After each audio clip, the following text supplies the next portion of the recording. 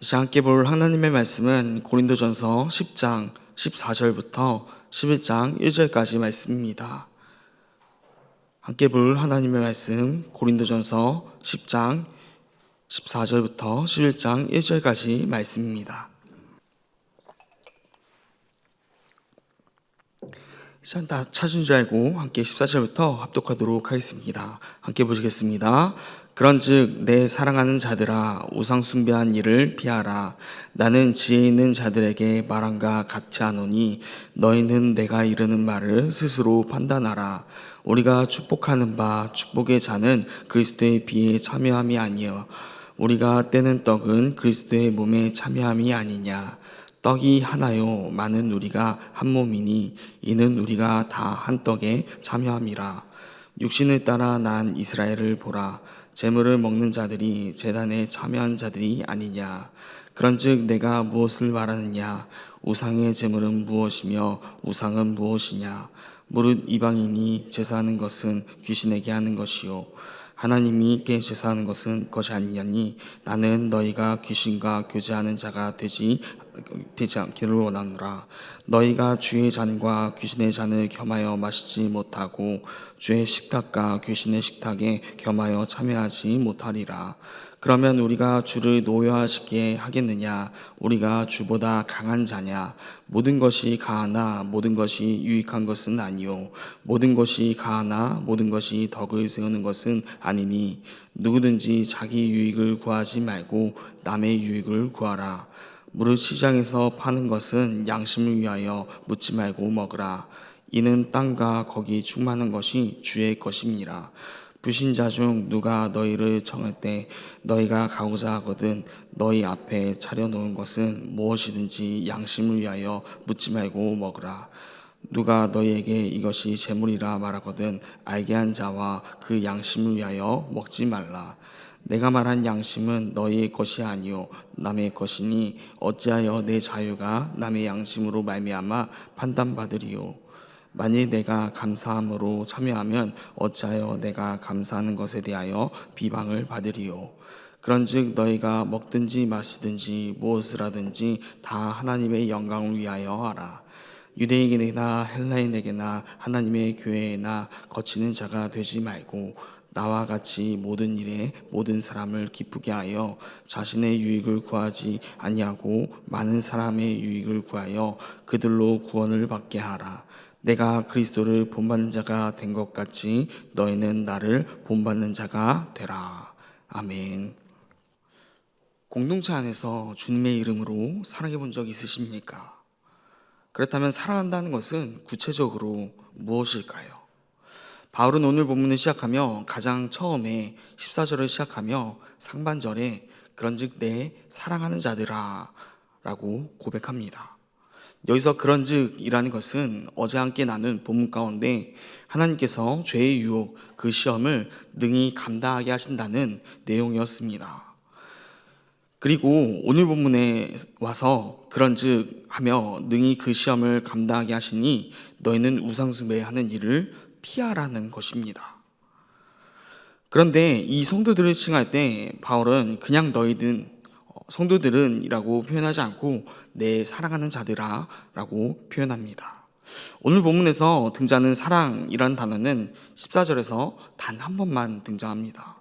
그러나 오늘 본문을 전체를 세밀하게 살펴보면 이 사랑이라는 단어가 너무나도 잘 녹아 있습니다. 물론 잘 아시듯이 바울은 13장에서 사랑의 본질에 대해 말하며 계속해서 사랑이라는 단어를 반복하여서 사용합니다. 하지만 오늘 본문에서 14절에만 단 한 번 사랑이라는 단어가 쓰임에도 본문 가운데 사랑이라는 단어가 드러난다는 것은 삶의 현장 가운데 하나님의 사랑과 이웃사랑이 어떻게 드러나야 하는지 말해주고 있기 때문입니다. 오늘 본문을 살펴볼 때 먼저 14절부터 22절까지는 하나님을 사랑한다면 어떻게 해야 되는지 말하고 있습니다.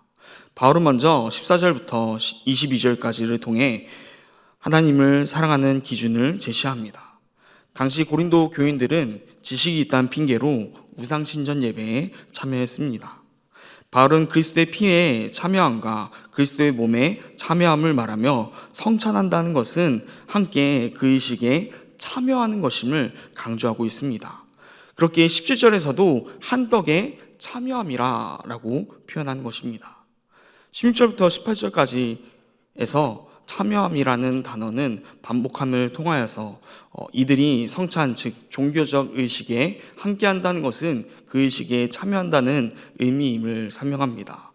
그렇게 19절부터 20절에서 우상의 제사에 함께한다는 것은 그냥 아무것도 아닌 우상 앞에 단순한 음식을 먹는 것이 아니며 성찬을 함께한다는 것은 그 의식에 참여한다는 것을 의미했듯이 우상 제사에 함께한다는 것도 우상이 아무것도 아니기에 단순히 음식을 함께 먹는 것으로 끝나지 않고 귀신에게 행하는 의식에 참여하는 것, 즉 영적인 간음이라고 표현하고 있는 것입니다. 20절에서 바울은 이렇게 말합니다. 20절 말씀은 함께 읽어보도록 하겠습니다. 함께 보시겠습니다.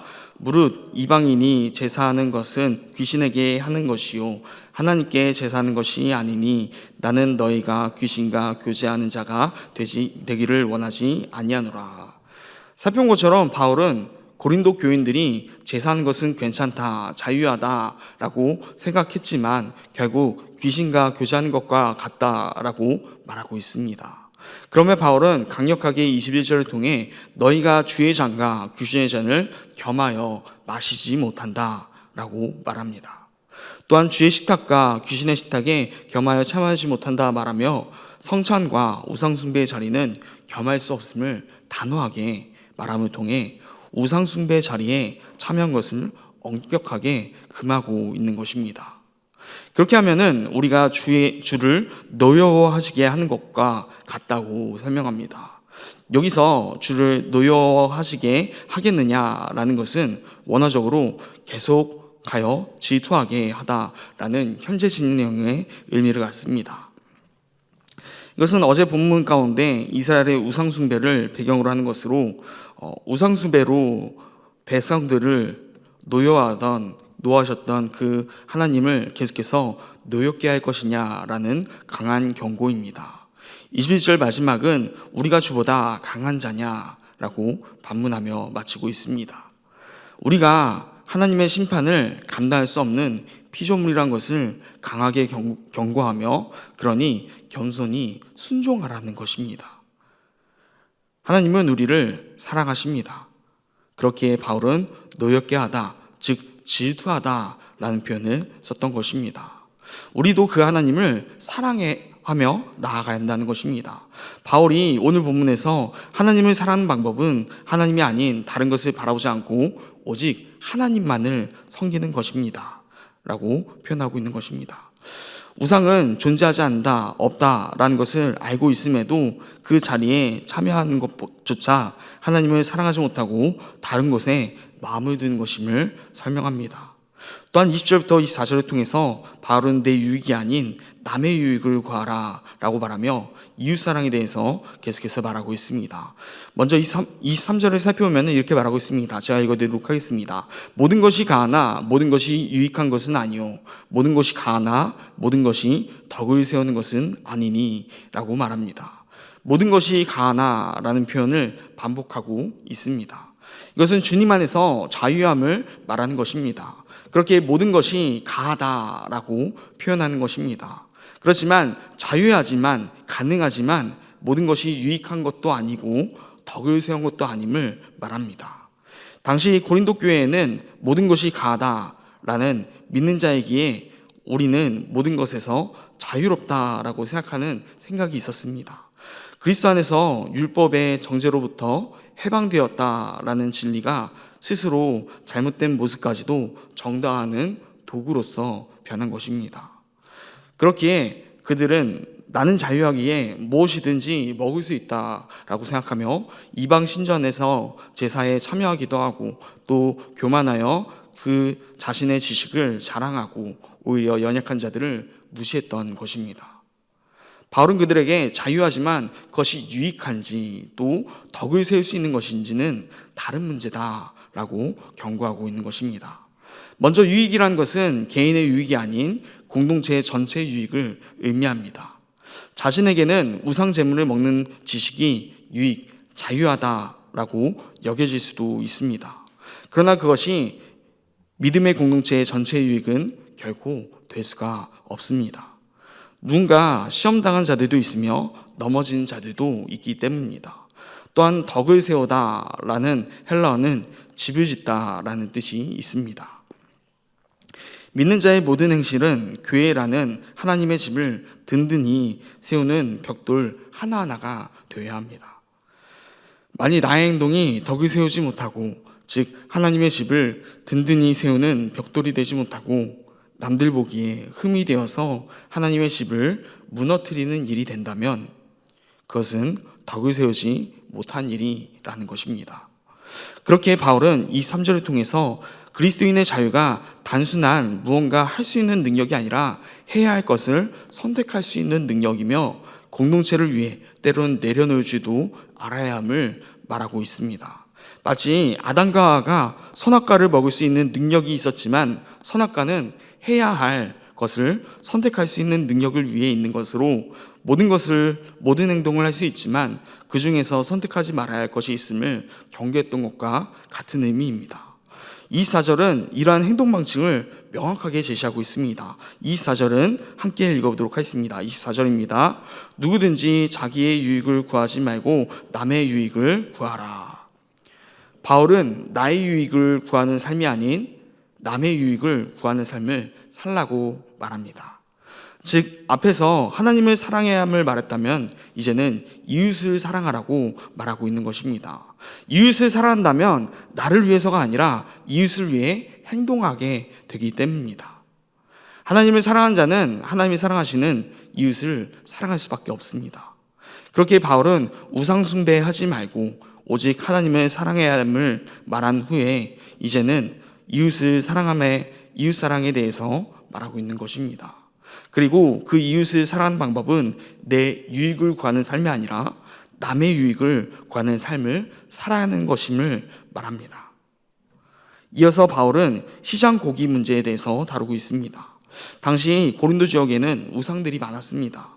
우상들이 많다는 것은 우상들에게 드려지는 제사도 많았던 것을 의미합니다.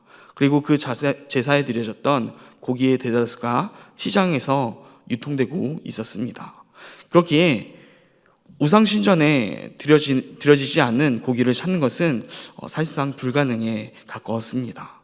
이에 바울은 이방신전 안의 예배는 죄이지만 시장에서 파는 고기는 비록 제물로서 바쳐졌던 것이라 할지라도 하나님이 지으신 것이니 선한 것이라는 표현을 합니다. 하지만 만약 식사 자리에서 누군가 이것이 제물이다 라는 것을 알려준다면 알게 한 자와 그 양심을 위하여 먹지 말라라고 말합니다. 고기 자체는 여전히 악한 것이 아니지만 먹는 행위가 상대방의 양심을 무너뜨리거나 23절에서 말하는 유익이나 덕을 세우는데 방해가 될 수도 있기 때문입니다. 여기서 지키고자 하는 것은 나 자신이 아니라 상대방입니다. 즉 바울은 고기 자체는 괜찮지만 상대방을 사랑하는 마음으로 그가 그것을 받아들이지 못할 것 같으면 기꺼이 그것을 먹지 말라라는 것입니다. 하나님을 사랑하고 상대방을 사랑해야 하기 때문입니다. 바울이 계속해서 말하는 참된 자유는 무엇이든지 할 수 있는 권리가 아니라 마땅히 누릴 수 있는 것도 상대방을 위한 것이라면 마땅히 포기할 수 있는 권리를 말하고 있습니다. 그것이 바울이 말한 참된 자유입니다. 그렇게 바울은 오늘 본문을 정리하며 이렇게 말하고 있습니다. 먼저 31절 말씀인데 31절 말씀 함께 읽어보도록 하겠습니다. 31절입니다. 그런즉 너희가 먹든지 마시든지 무엇을 하든지 다 하나님의 영광을 위하여 하라. 아멘. 우리에겐 자유의지가 있습니다. 하지만 바울은 그 자유의지를 누구를 위해 사용하라 합니까? 바로 하나님의 영광을 위하여 사용하라고 말하고 있는 것입니다. 여기서 먹든지 마시든지라는 것은 아주 사소한 일상일지라도 그것을 하나님의 영광을 위해서 사용하라는 것입니다. 어떠한 상황일지라도 하나님을 드러내는 자가 되어야 된다는 것입니다. 믿는 자들은 하나님을 사랑하는 자들이기 때문에 사소한 일상일지라도 그 자유의지를 나를 위해서 사용하는 것이 아니라 하나님의 영광을 위해서 사용해야 합니다. 우리의 행동 하나하나를 통해서도 우리의 삶의 목적이 하나님께 영광 돌리는 것이 되어야 하기 때문입니다. 또한 바울은 이어서 32절과 33절 통해서 이렇게 고백합니다. 제가 읽어드리도록 하겠습니다. 유대인에게나 헬라인에게나 하나님의 교회나 거치는 자가 되지 말고 나와 같이 모든 일에 모든 사람을 기쁘게 하여 자신의 유익을 구하지 아니하고 많은 사람의 유익을 구하여 그들로 구원을 받게 하라. 바울은 먼저 유대인, 헬라인, 하나님의 교회를 순차적으로 언급하고 있습니다. 그러며 거치는 자가 되지 말라라고 말합니다. 다른 성경 버전을 보면은 이 거치는 자라는 표현을 걸림돌이라고 표현합니다. 즉 바울은 유대인에게도 헬라인에게도 하나님의 교회에게도 걸림돌이 되지 말라라고 말하고 있는 것입니다. 먼저 유대인에게 걸림돌이 되지 말라는 것은 율법을 중시하는 그들에게 율법을 무시하여 복음이 그들에게 들어가는데 걸림돌이 되지 말라는 것입니다. 헬라인에게는 우상 숭배와 타협한 자로 보여서 복음이 그들에게 전해지는데 걸림돌이 되지 말라는 것입니다. 또 교회 내부적으로도 약한 형제들에게 모든 것이 자유하다라는 생각으로 어떠한 행동을 통해서라도 시험 들게 하거나 걸림돌이 되지 말라는 것입니다. 즉 바울이 말하는 자유의지는 자기 자신을 위해 행하는 것이 아니라 오직 자신의 이웃을 위해 위하여 행함을 통해 나를 사랑하는 것이 아니라 나의 이웃을 사랑하라라는 것입니다. 결국 바울이 마지막에 와서도 강조하는 것은 하나님 사랑과 이웃 사랑입니다. 오늘 말씀에서 사랑이라는 단어는 한 번만 등장합니다. 어디였습니까? 바로 14절 맨 처음 그런즉 내 사랑하는 자들아. 보통 바울은 편지를 보낼 때 사랑하는 자들이라고 대상자들을 부릅니다.